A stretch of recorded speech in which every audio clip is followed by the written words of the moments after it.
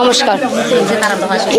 বিগত কয়েক মাস আগে যে মূর্তি ভাঙ্গা নিয়ে যে তারা মিথ্যা বদনাম দিয়েছিল আমরা মুসলিম জাতির উপর, এই মুক্তি তো তখন তো কোনো কাউকে দায়ী করেন, তখন আমরা মুসলিম জাতিকে দায়ী করেছিল। এখন আবার পুনরায় আগামীকাল রাত্রেবেলা অনেক রাত্রে কে বা কাহারা এই মূর্তিটাকে আবার পুনরায় ভেঙে দিয়েছে। বাঁশ দিয়ে গ্রিল লাগানো ছিল, তবু জানলা দিয়ে ভেঙে দিয়েছে ওই মূর্তিটাকে।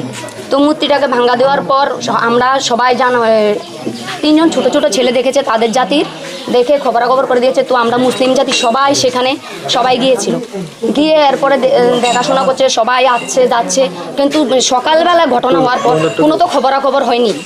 এখনও 5টা বেজে গেছে, এখনও কোনো তারা খবরাখবর করেনি। কিন্তু সেই দিন এর আগে মুক্তি ভাঙ্গা নিয়ে তারা ভোর না হতেই তারা খবরাখবর করে দিল মুসলিম জাতি ভেঙেছে, আমরা হিন্দু জাতি, তারা হিন্দু জাতিদের উপর আমরা অত্যাচার করছি। ফ্যামিলি আমরা 70-72 জন ফ্যামিলি আমরা তাদের উপর অত্যাচার করছি। কেন মিথ্যা বদনাম দেওয়া হবে আমাদের উপর? আমরা কি মুসলিম হয়ে আমরা কি কোনো অন্যায় করেছি? আমাদের অন্যায় ছাড়া বাইরে থেকে লোক এসে, পাড়ার হিন্দু সবাই এসে এখানে মসজিদের সামনে সবাই দল তোরা নেমে আয়, তোরা কেটে ফেলবো, তোরা মসজিদ ভেঙে দেবো, টিনের মধ্যে লাঠি দিল, দরজাটার মধ্যে থাপড় দিল। এরপর সবাই কোনো বেশি পুরুষ ছিল না ওই দিন, আমরা মহিলারাই সব ছিলাম। তারা এসে যেসব করলো, এরপর আমরা কোনো লোক যদি উঁচু আওয়াজ করে কথা বলে এদিনই লাশ ফেলে দেয়, তারা সবাই লাশ ফেলে দেয়। এরপরে একজন এসে সঞ্জিত দাস এসে বলছে রঞ্জান মিয়া করেছে, জহির মিয়া করেছে, উমুক করেছে, তুমুক করেছে, ডাইরেক্ট নাম বলে দিচ্ছে। আজকে কেন ধরা পড়ার পরও কেন নাম বেরোচ্ছে না? নমস্কার কুলমকা, আমরা এখন যেখানে দাঁড়িয়ে আছি সেটা উদয়পুরেরই মাতারবাড়ি বিধানসভার অন্তর্গত যে চন্দ্রপুর, সেই চন্দ্রপুরের তাতোয়া টিলা। ওই তাতোয়া টিলা বিগত 1 মাস ধরে আমরা যেটা সোশ্যাল মিডিয়া আপনারাও দেখতে পাচ্ছেন যে এখানে একটা মূর্তিকে ভাঙ্গাকে কেন্দ্র করে, একটা শীতলা মূর্তি, সেই শীতলা মূর্তি ভাঙ্গাকে কেন্দ্র করে এখানে একটা দাঙ্গার পরিস্থিতি, সাম্প্রদায়িক দাঙ্গার রূপ নিয়েছিল।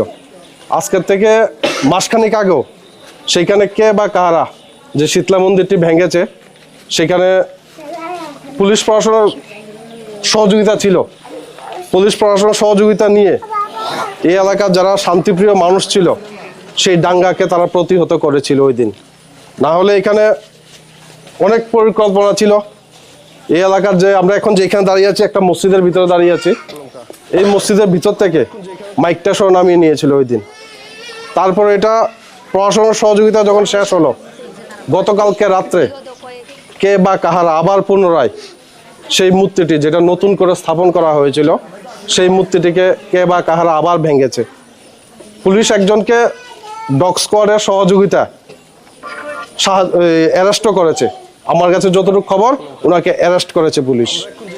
তো যারাই এই সাম্প্রদায়িক একটি ঘটনা ঘটেছিল তাতোয়া টিলা নর্থ চন্দ্রপুরে, একটি শীতলা মায়ের মূর্তি পূজিত হয়েছিল। তো ওই মূর্তিটা নিহেট করা হয়েছিল। এখানে ওই সময় মন্দিরে কোনো গ্রিল বা কোনো কিছু ছিল না, ওপেন ছিল, জাস্ট একটা সিমেন্টের কনস্ট্রাকশন ছিল। তো পরবর্তীকালে একটা কেস রেজিস্টার হয় এবং এখানে যারা লোকালস রয়েছে ওদের সঙ্গে কথা বলে ওখানে গ্রিল লাগানো হয়েছে এবং পরবর্তীকালে আবার এখানে পূজা হয়। তো পূজা হওয়ার পর গতকাল রাত্রিতে আবার একটি ঘটনা ওই রকমভাবে একটি ঘটে, কিন্তু এবার বাইরে থেকে তালা ছিল এবং গ্রিল লাগানো ছিল। তখন আমরা সঙ্গে সঙ্গে যাই, সকাল ভোরবেলা খবর পাই, আমাদের টিম নিয়ে যাই। তো আমরা গিয়ে দেখি যে মন্দিরে গতকালকে কালার করা হয়েছে, গ্রিলের মধ্যে পেইন্ট করা হয়েছে। তো সব দরজা এবং জানলা এগুলো গ্রিল দিয়ে তৈরি, তো গ্রিলের মধ্যে পেইন্ট করা হয়েছে।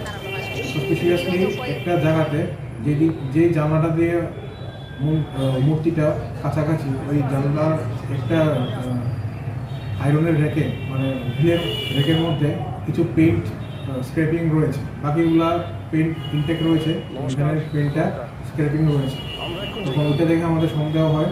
তারপর আমরা আমাদের যে ডিস্ট্রিক্ট ডগ স্কোয়াড রয়েছে, ডগ স্কোয়াডকে আমরা ডাকি, ফরেন্সিক টিমকে ডাকি এবং ফিঙ্গারপ্রিন্ট এক্সপার্টকে ডাকি।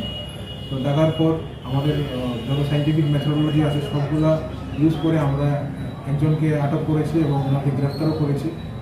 তো ওনার এগেনস্টে আমরা এভিডেন্সও পেয়েছি এবং এখানে যারা প্রতিবেশী রয়েছেন ওনারাও স্টেটমেন্ট দিয়েছেন যে ওনাকে গতকাল রাত্রে সন্দেহঘটনভাবে দেখা গেছে ওই জায়গায় গিয়ে আমরা ওনাকে গ্রেফতার করেছি এবং গিয়ে মূর্তিটা ভাঙা হয়েছে, ওই বাসটা ওনার বাড়ির কাছে পাওয়া গেছে এবং ওইটা ট্রেস করা হয়েছে। ওই বাসের মধ্যে সেম কালার লাগানো ছিল। তারপর আরও কিছু স্টেটমেন্ট আমরা পেয়েছি করেছে ওইটা প্লেস অফ অকারেন্স থেকে যেখানে ঘটনাটা ঘটেছে ওইখান থেকে ডগ স্মেল স্নিফ করে ওর বাড়ি অবধি গেছে। তারপর ওই বাসটাও ডগ আমাদেরকে চেক করে দিয়েছে। পরবর্তীকালে আমরা ফরেন্সিক টিম দিয়ে সবগুলো স্যাম্পল কালেক্ট করেছি, এখন ফরেন্সিক ল্যাবরেটরি এগুলো পাঠাবো ফর ম্যাচিং। লোকেশনে উনি অ্যাকসেপ্ট করেছেন, এখন বাকিটা তদন্ত সাপেক্ষে। সে স্বীকার করে নিয়েছে যে মূর্তি সে ভাঙিয়েছিল। প্রিলিমিনারি ইন্টারোগেশনে তো উনি স্বীকার করেছেন এবং বাকি তদন্ত চলছে। কি নাম স্যার? এখন আপাতত তদন্তের খাতিরে আমরা নামটা ডিসক্লোজ করছি না, ওনাকে কালকে কোর্টে কভার করা হচ্ছে।